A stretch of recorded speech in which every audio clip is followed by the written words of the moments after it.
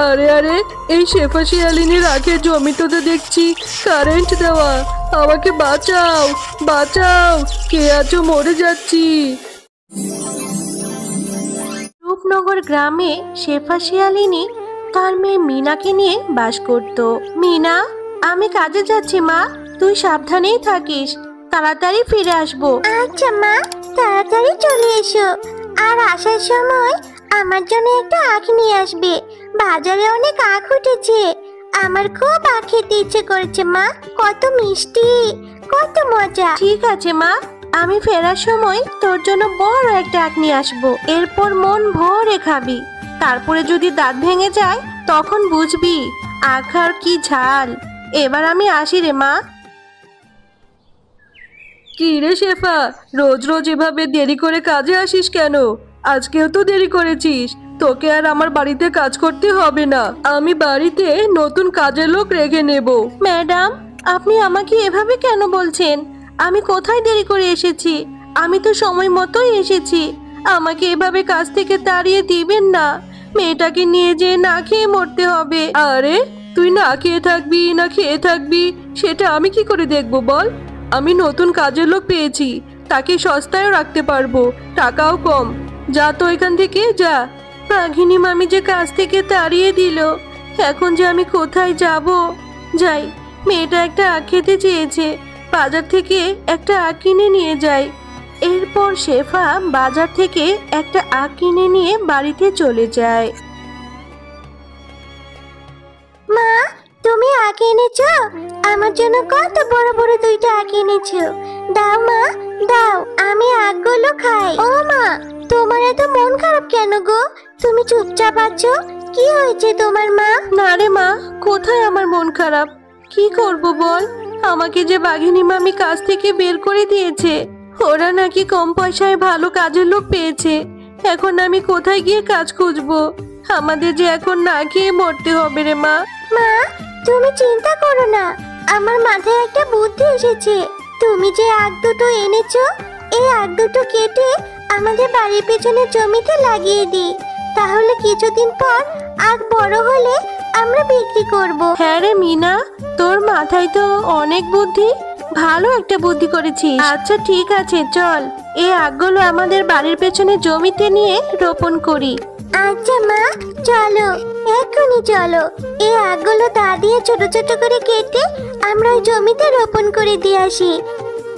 এরপর সেই আখগুলো মিনা ও তার মা তাদের বাড়ির পেছনের জমিতে পুঁতে দেয়। আর তারা তাদের সেই পুঁতে দেওয়া আখগুলো প্রতিদিন অনেক যত্ন নিতে থাকে। ও মা, দেখো বাইরে কত সুন্দর বৃষ্টি হচ্ছে। আমাকে আর কালকে থেকে কষ্ট করে আমাদের আখের জমিতে পানি দিতে হবে না, তাই না মা? আমাদের আখগুলো এত পানি পেয়ে এমনিতেই ভালো হবে। হ্যাঁ রে মা, এভাবে বৃষ্টি থাকলে আমাদের জমির আখগুলো তাড়াতাড়ি বড় হয়ে যাবে, আর বাজারে ভালো দামে বিক্রিও করতে পারবো। হ্যাঁ মা, আর আমি রোজ রোজ অনেক আখ খেতে পারবো। আমাকে আর আখ কিনে খেতে হবে না। আচ্ছা ঠিক আছে, খাবি খাবি, আগে আখ বড় হয়ে নে। অনেক রাত হয়েছে মা, চল এবার ঘুমিয়ে পড়ি। এ কথা বলে তারা মা ও মেয়ে ঘুমিয়ে পড়ে। দেখেছো মা, আমাদের আখগুলো কত বড় বড় হয়েছে। আচ্ছা মা, এই আখগুলো এখন কেটে কি বাজারে নিয়ে যাবে? হ্যাঁ রে মা, এখন এই আখগুলো কেটে বাজারে বিক্রি করা যাবে, কিন্তু আমি অন্য কিছু ভাবছি রে মা। এত কি ভাবছো মা? তুমি আমাকে বলো, আমি তোমাকে বুদ্ধি দিয়ে সাহায্য করব। ওরে আমার বুদ্ধিমান মেয়ে রে, আমি ভাবছি যে বাজারে তো বাঘমামা আখ বিক্রি করেই, তাহলে সবাই কি আমার থেকে আখ কিনবে? সবাই তো বাঘমামার থেকেই আখ কিনে খাবে। হ্যাঁ মা, বাঘ মামা তো আখ বিক্রি করে। তুমি আজ আখ বিক্রি না করে আখের জুস বিক্রি করবে, তাহলে দেখবে এই গরমে বাজারে সবাই তোমার থেকে আখের জুস কিনে খাবে। সত্যি রে মিনা, তোর বুদ্ধির প্রশংসা করতে হয়, বুদ্ধিটা কিন্তু খুব ভালো হয়েছে। আচ্ছা চল, এবার মা ও মেয়ে আখ কেটে তারপর বাজারে নিয়ে যায়। এরপর শেফা শিয়ালিনী আখগুলো কেটে বাজারে নিয়ে যায়। আসুন আসুন দাদারা দিদিরা, মিষ্টি আখের রস আছে, মিষ্টি আখের রস। খেয়ে যান খেয়ে যান, খেতে ভারী সুস্বাদু।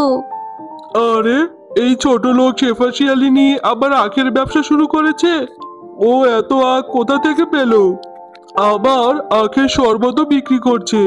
ওকে কিছুতেই ব্যবসা করতে দেওয়া যাবে না। এইভাবেই শেফা শিয়ালিনীর অনেক আখের রস বিক্রি হতে থাকে। এদিকে বাঘমামার দোকানে কোনো আখ বিক্রি হয় না। এটা দেখে তো বাঘমামা রেগে ক্ষোভে গজগজ করতে থাকে। সত্যি গো শেফা দিদি, তোমার আখের রস খুব মিষ্টি, ভারী সুস্বাদু, খুব মজা পেলাম গো। এরপর থেকে তোমার দোকান থেকে আখের রস খাবো। হ্যাঁ গো, তোমার কি হয়েছে? বাজার থেকে এসেই এভাবে মন খারাপ করে বসে আছো যে? আজকে কি তোমার বেচা কেনা ভালো হয়নি? বাজার আনতে বলেছিলাম, সেটাও আনোনি। না গো গিন্নি, কি যে বলবো তোমাকে, আমার যে কোনো বেচা কেনাই হচ্ছে না। ওই ছোট লোক শেফা ও বাজারে আখের জুস বিক্রি করছে। সবাই ওর থেকে আখের জুস খাচ্ছে, কেউ আমার কাছ থেকে আখ কিনছেও না। ও, এই ব্যাপার। তুমি একদম চিন্তা করো না গো, আজকেই ওই ছোট লোক শেফার আখের জমিতে যাব, আর গিয়ে সব আখ চুরি করে নিয়ে আসবো। এরপর দেখবো ও আখ কোথা থেকে আনে।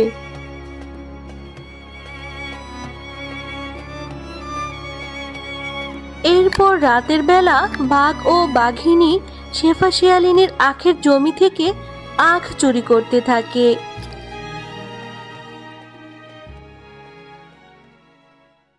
ও মা, আমাদের জমির আখগুলো কে কেটে নিয়ে গেছে? আমাদের জমিতে যে কোনো আখই নেই, এখন আমরা কি বিক্রি করব? হ্যাঁ রে মিনা, তাই তো দেখছি, কে আমার জমি থেকে আখ চুরি করে নিয়ে গেল। এখন আমি কি করব? আমি কি করে সংসারটা চালাবো? কে আমার এত বড় সর্বনাশ করলো? আচ্ছা মা, যে আমাদের আখগুলো চুরি করে নিয়ে গেছে, বাকি আখগুলো তো তারা আবার আজকে চুরি করবে। চলো, এই আখগুলো কেটে নিয়ে যাই। এই আখগুলো কেটে আমরা ঘরের চালে রোপণ করব, যাতে করে চোরেরা আখগুলো চুরি করে না নিয়ে যেতে পারে। হ্যাঁ রে মিনা, সেটা তো বুঝলাম, কিন্তু আবারও যদি চোর আখগুলো চুরি করে নিয়ে যায়, তখন কি করবো রে মা? না মা, চোর তো চুরি করতে পারবে না, কারণ চোর তো রাতেই চুরি করতে আসবে। আর আমাদের এই ঘরের চালের আখগুলো আমরা রাতে কারেন্ট দিয়ে রাখবো, তাহলে চোর আর চুরি করতে পারবে না। এরপর মিনা ঘরের চালে আখগুলো লাগাতে থাকে।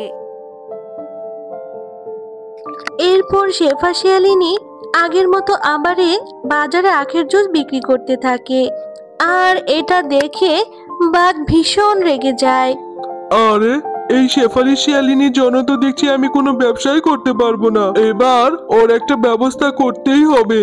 ওর আখগুলো চুরি করে সব নিয়ে আসলাম, দুদিন পার না হতেই আবার আখের দোকান খুলে বসেছে। আরে গিন্নি, এই শেফা শিয়ালিনী তো দেখছি বাজারে আবারও আখের রস বিক্রি করছে। ওর জন্য আমার বেচা কেনাই বন্ধ হয়ে গেছে। ওর কিছু একটা করতেই হবে। বুঝতে পেরেছি, তোমাকে দিয়ে আর কিচ্ছু হবে না। এবার আমিই যাব, আমি নিজে গিয়ে ওই শেফা শিয়ালিনী বাড়ি থেকে সব আখ চুরি করে নিয়ে আসবো। এক্ষুনি চলো, আজকে রাতেই যাব। আরে আরে, এই শেফা শিয়ালিনীর আখের জমিতে দেখছি কারেন্ট দেওয়া। আমাকে বাঁচাও, বাঁচাও, কে আছো? মরে যাচ্ছি, জলে পড়ে গেলাম গো, মরে গেলাম, মরে গেলাম। তো বন্ধুরা, আজকের গল্পটি তোমাদের কাছে কেমন লেগেছে? যদি গল্পটি ভালো লেগে থাকে তাহলে লাইক, কমেন্ট আর সাবস্ক্রাইব করে আমাদের সাথেই থেকো। আর হ্যাঁ, এমন সুন্দর সুন্দর গল্প দেখতে চাইলে পাশে থাকা বেল আইকন বেলটি অন করতে ভুলো না কিন্তু।